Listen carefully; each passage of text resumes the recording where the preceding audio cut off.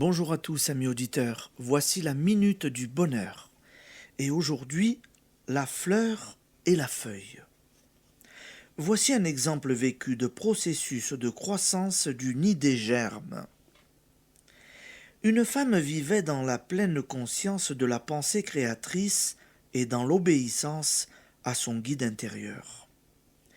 Elle se trouva contrainte de partir en voyage pour plusieurs mois dans des circonstances fâcheuses à plusieurs enseignes, mais elle se hâta d'affirmer tout est bien, malgré les apparences contraires, persuadée que cela cachait un bonheur qu'elle ignorait encore. Son souci principal était son fils âgé de 20 ans qui terminait ses études et ne pouvait vivre seul dans leur appartement. Elle le mit donc dans une pension de famille et partit. Elle ne laissait aucune inquiétude se former en elle, bien qu'il eût été temps de chercher une situation pour ce garçon, qui devrait gagner sa vie dès la rentrée.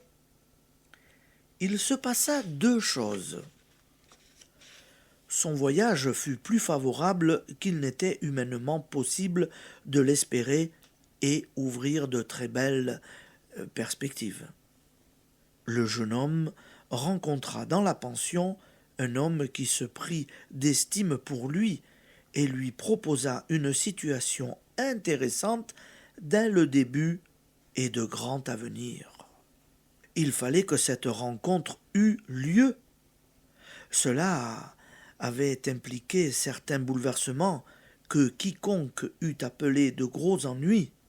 Si cette dame avait accueilli ce changement par des pensées négatives, si même elle avait limité sa pensée aux résultats heureux du voyage, sans remettre sa destinée tout entière et celle de son fils à l'esprit en elle, elle n'aurait recueilli que ce qu'elle aurait semé.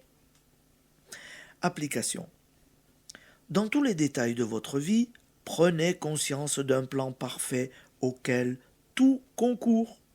À partir du moment où vous faites confiance à l'esprit qui est en vous.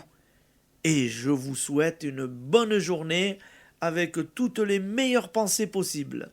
À demain, amis auditeurs.